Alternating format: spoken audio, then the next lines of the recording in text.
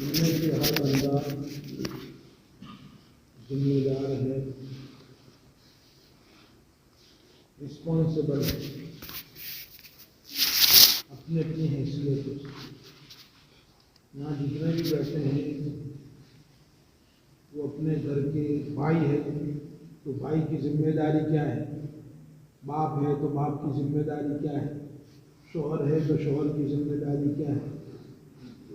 हर बंदा जिम्मेदारियों में घिरा हुआ है। इसलिए कहा जाता है कि दुनिया जिम्मेदारी अदा करने का नाम है, जिम्मेदारी पूरा करने का नाम है। आप हस्बैंड है, आप शौहर है तो आप पर बीवी की बच्चों की जिम्मेदारी है। आप बेटे हैं तो आप पर बाप की, बहनों की, भाइयों की, दूसरों की भी जिम्मेदारियां बनती हैं। ये तो एक रिश्तेदारी है। आप किसी के मामू लगते हैं तो किसी भांजों की, इसके लिए हमारे ऊपर जिम्मेदारी बनती है कि अगर वो बेचारे सही रास्ते पर नहीं है या उनसे कुछ तकलीफ है तो हेल्प करें। इसी तरीके से हम इस विसनगर के अंदर नवाबास में एक महल है कि हम फर्द है तो इसके भी हम यहाँ के रिस्पॉन्सिबल है, जिम्मेदार है। अगर यहाँ कोई गलत हो रहा है तो हम सब का हक बनता है हम इसको रोकें।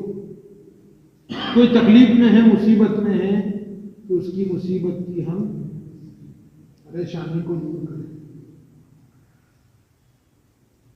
कोई नवाबास में तकलीफ में हो, जल रहा हो किसी का घर, तो आप सब क्या करेंगे? मैं क्या करूँगा? क्या करेंगे?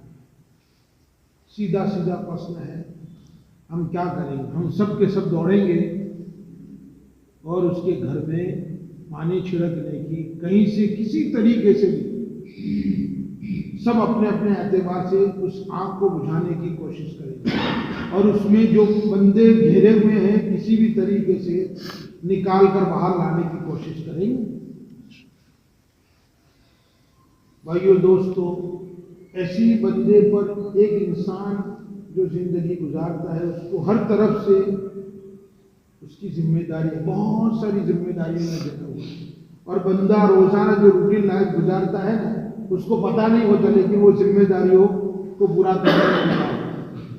इसी तरीके से मैं मुसलमान हूँ तो एज ए मुस्लिम, मुसलमान की हैसियत से मेरी एक जिम्मेदारी है, मेरी एक रिस्पॉन्सिबिलिटी है जिसको मुझे अदा करना है। वो क्या है? जिस तरीके से घर के अंदर आग लगी हुई है और वो घर तबाह हो रहा है और हम सब बचाने के लिए निकले हैं, क्या होगा? ज्यादा से ज्यादा तो उसका घर जल जाए, लोग थोड़े जल जाएंगे, उनको हॉस्पिटल पहुंचाएंगे। मैं आपको सही बताऊं, आप खुद गिरेबान में जाकर देखें कि मेरे बस्ती का एक एक घर जल रहा है। अखलाकी एतबार से जल रहा है, ईमानी एतबार से जल रहा है, नमाज को छोड़ने के एतबार से जल रहा है और सूद के एतबार से जल रहा है। जितने भी गुनाह हो सकते थे सब के सब मेरे समाज में, मेरी सोसाइटी में, मेरे अड़ोस पड़ोस में, मेरे महल्लों में सब कुछ हो रहा है। इसका मतलब ये है कि रूहानी एतबार से, उखरवी एतबार से हर घर जल रहा है, हर बंदा जल रहा है और किसमें? जहन्नम की आग में जल रहा है। इसलिए मेरी एज ए मुस्लिम, मुसलमान की हैसियत से मेरी एक जिम्मेदारी बनती है कि अल्लाह ताला ने मुझे जो मुसलमान बनाया है, मुझे जो ईमान की दौलत दी है, कहीं ऐसा ना हो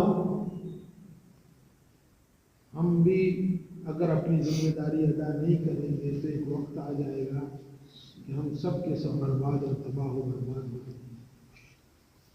हो जाएंगे। जैसे हमारे नबी पाक सल्लल्लाहु अलैहि वसल्लम ने एक इतनी अच्छी मिसाल दी है, पूरी दुनिया जानती है, तारीख जानती है, हम सब भी जानते हैं। हमारे नबी ने कभी भी स्टीमर का, कश्ती का सफर नहीं किया। ये जो क्रूज आता है, क्रूज, मिसाल क्रूज की दी, 5-5, 10-10 मंजिलों का क्रूज आता है, स्टीमर जिसको बोलते हैं। हमारे नबी ने कभी जिंदगी भर कोई तारीख में, कोई इतिहास में आप नहीं बता सकते कि हमारे नबी ने स्टीमर का सफर किया, लेकिन मिसाल देकर समझाया कि जो नीचे वाले थे उनको पानी की ज़रूरत पड़ती है तो वो ऊपर लेने जाते हैं, और बार बार जाते हैं तो नीचे वाले यूँ समझते हैं कि यार बार बार ऊपर वालों को हम तकलीफ दे रहे हैं, चलो हम नीचे से सुराग कर लें। ये नबी की नबूवत की दलील है। इमाम बैहक़ी दलाइलुन नबुव्वा में से ये हदीस लाया है। क्यों कि नबी कभी स्टीमर में बैठ के नहीं, कभी क्रूज में सफ़र नहीं किया, लेकिन मिसाल उसकी दे दी कि हम सुराग कर लेवे से यहाँ से पानी भरना शुरू करें तो ऊपर वाले कभी सुराग करने दें, क्यों नहीं करेंगे? इसके पीछे रीज़न यही है कि ये सुराग करेंगे तो ये तो सब पागल है, सुराग कर देंगे तो ये तो डूबेंगे, साथ में हम भी सब डूबेंगे। सेम यहाँ ये सिचुएशन है। हम किसी को गुनाहों से नहीं रोकेंगे, नमाज की तरगीब नहीं देंगे, दावत नहीं देंगे, लोगों की इस्लाह की फिक्र नहीं करेंगे, खुद की भी इस्लाह। इस दावत का मकसद क्या है? दावत व तबलीग, मेरी अपनी इस्लाह करूं और दुनिया के हर हर इंसान ये इसका मकसद। मैं खुद भी सीखूं और हर हर बंदे को सिखाने की, मैं नहीं सिखा सकता हूं तो ये सिस्टम में लाके जॉइंट कर प्लग कर दो। किसमें? इस सिस्टम में। ये दावत और तबलीग का जो सिस्टम है ना, जो तरीक़ेकार है, पैटर्न है कि अल्लाह के रास्ते में जमातें निकलती हैं, मस्जिदों से निकलती हैं, दर बदर घूमती हैं, एक एक मस्जिदों में 2-2 4-4 दिन वक्त गुजरता है। चिल्ले के बाद आइंदा महीने में, कौन से महीने में? शाबान के महीने में जमातें निकल रही हैं, तो वो निकलेगी तो माशाअल्लाह रमज़ान में भी वो वक्त गुजारेगी, अल्लाह के रास्ते में वक्त गुजरेगा, कुछ दुआएं सीखने मिलेगी, नमाज की तरतीब सिखाई जाएगी, आदाब बताए जाएंगे, खाना कैसे खाना है बताया जाएगा, पीना कैसे है वो सब बताया जाएगा, हर हर चीज़ आपको प्रैक्टिकली बताया जाएगा। ये क्या है? ये सिस्टम के साथ प्लग हो जाना है। આપણને આવડતું કશું નથી તો શું કરું?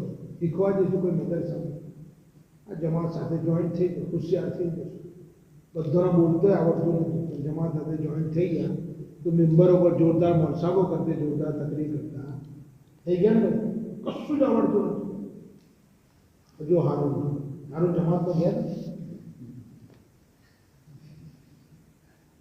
એનું એટલું જોરદાર કામ છે, શીખરે કહીથી કે સવારે ફજર નમાજ પૂરી થાય એટલે બધા એસેસરી પડી જાય। આ કઈથી સમજ મળી? જમાતમાંથી મળી કે ના? કેટલા લોકો એવા હતા જે औरतों को मारते थे, नमक कम होता था, मिर्च कम होता था, प्लेटों चगाई नाखता था, प्लेटों आखी आखी दीवारों गंदी थी गई। जमात में जैन आया तो प्लेटों चकावવાનું બંધ થઈ ગયું। દરરોજ ગુસ્સો કરતા તો 4 દિવસે ગુસ્સો કરવાનો થઈ ગયું કે નહીં? જાકીરભાઈ એવું થયું તો ના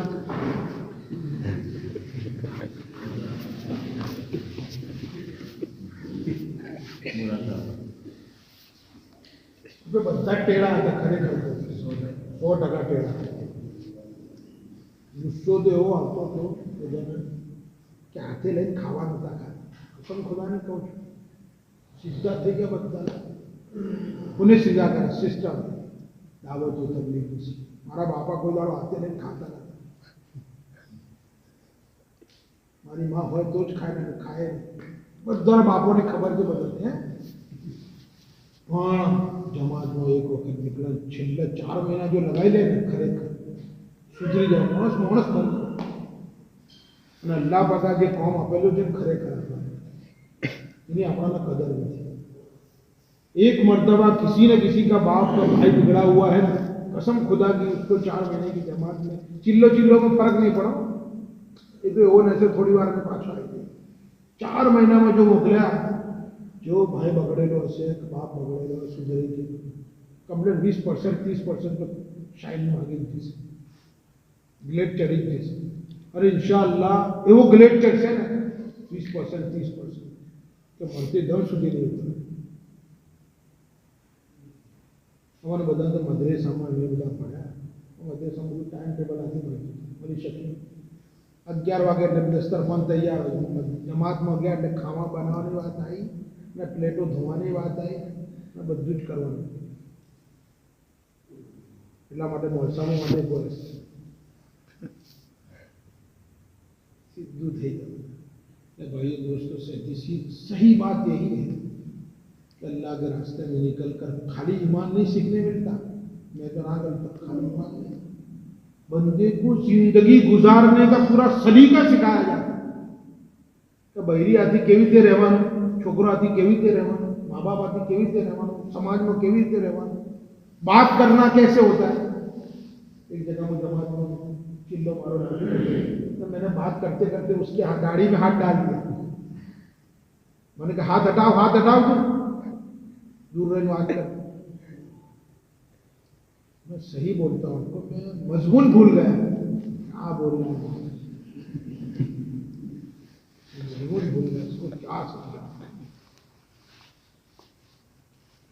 हमारा आते था पहली वक्त निकले रहता हूँ, क्या जगह बोलो बाबू का, बाबू भाई बोलो बाबू का હું સમજાવું, દૂધનો ધંધો કરતો તો કોઈ દિવસ નીકળ્યો નતો, એવું કહે દૂધનો ધંધો કરતો તો કોઈ દિવસ નીકળ્યો નતો, 40 વર્ષથી દૂધનો ધંધો કર્યો, આવી તમે રસ્તો કારોબાર છોડી નીકળેલા છે। મારો 800 લીટર દૂધનો ધંધો છે, તો હું નીકળેલો છું, તારે નીકળવાની જરૂર નથી। કેટલી દેશી ભાષામાં सब बंदे अजीब गरीब जो डाकू थे, शराबी थे, कबाबी थे, अल्लाह के फजल से आ बदा जवानिया बदा जो है जवानी दाढ़ियों रखता थे दिया छोकरियों मस्ती नहीं तो ना दाढ़ियों नहीं उतारी इतना जवानियों ने जो है कि हगैयों थती नहीं, दाढ़ी ना ले तो કેટલો તટસ્થ છે છોકરો, ના દાઢી તો નહીં ઉતારે, પછી અલ્લાહ તમને જન્નતનો હુરો આપે છે દુનિયામાં। પેલી બધી બકવાસ છોકરીઓ હતી ના કહી દે, એના માટે તો સ્પેશિયલ છોકરી રાખે। બધા ડરી જાય, બે ચાર છોકરીઓ ના કહે કે દાઢી છે નહીં, પેલો ડરી જાય, દાઢી કપાય જેવી હાથમાં આવતી થઈ જાય। આ બધા છોકરાએ દાઢીઓ રાખી, પહેલા બોળા બોળા દેખાય ખબર છે, वो बदला जमाने से बदला है ना, बदला आ तो वेला दाढ़ी सफेद थी, मेहंदी वेदी लगाओ लाल फर्स्ट क्लास, आ तो बदला जवाने છે। बूढ़ा तो बोला क्या 50-60 वर्ष थी या પછી बूढ़ा था, आ तो बदला जवाने थे। ये सब बैठे हुए माशाअल्लाह, ये किसकी बरकत है, दावत की बरकत। कसम खुदा की अगर दावत का काम होता है ये मस्जिद आबाद ना हो। एक इनकलाब, उलमा फरमाते हैं कि पिछले 400 साल को छोड़ दो, सहाबा के तबे ताबीन के 400 साल को छोड़ दो, पिछले 400 साल को छोड़कर नबी के वो सहाबा तबे 400 साल को छोड़कर पिछले 1000 साल में दुनिया भर में कोई ऐसी तहरीक बर्पा नहीं हुई है जिसने 6 बर्रे आजम को अपने लपेट में लिया। 6 बर्रे सब के सब इसमें बड़े बड़े डॉक्टर है, इंजीनियर है, अभण भी है, जिन्हें अंगूठा छाप छे और जिन्हें सुधरव खरेखर सुधरव 4 महीना की जमात में, इसमें ईमान भी सीखने मिलेगा, कलमा नमाज रोजा सब सीखने मिलेगा। जितना अल्लाह के रास्ते में निकलेंगे ना, भाई एक मरतबा 4 महीना लगा, हारू एक वक्त 4 महीना लगे, बीजी वक्त 4 महीना लगे, तीसरी वक्त 4 महीना लगे, हर 4 महीना ना फायदा तमने नजर आवशे, हर 4 महीना એટલા માટે પેલા પૈસા थोड़ा सेविंग करते जवान, 4-4 महीना की जमात में इंशाअल्लाह निकलते जाएंगे, बहुत कुछ फायदा होगा, बहुत कुछ फायदा। इसलिए मैं तो यूँ समझता हूँ कि जमात में जाने के 150 फवायद हैं। कितने? कोई बीमार भी रहते हो तो जमात में जरूर અને જો સેહત ના મળે તો આપણાથી પૈસા લઈ જાય, બધા બીમારી કેટલો इलाज થાય। क्योंकि सफर का हमारे नबी फरमाते सफर करो सेहत याब हो। આપણે ગયે ને કોઈને એવું કહે છે, આપણે પહેલા ગયડા લોકો કે બીમાર થતા એટલે કે એમને કઈ ભાઈ ફરવા લઈ જાઓ ને, હવા પાણી બદલાય તો કઈ સેહત મળે હે ને, હવા પાણી બદલાય તો એમને સારું લાગે। પહેલા આવું કહેતા આપણા ગયડા બધા, હવા પાણી બદલાય ને તો કઈ આપણા સેહત। तो जमात में जाइए, एक मस्जिद में जाइए, बीजी मस्जिद में जाइए, तीसरी मस्जिद, બધા બોરોનું પાણી આપણે થોડું થોડું થોડું થોડું કરી પીએ अरे भाई चिल्लो करना तो कलर भी बदले जाए माशा में બધું વાત કરવામાં તમીજ બી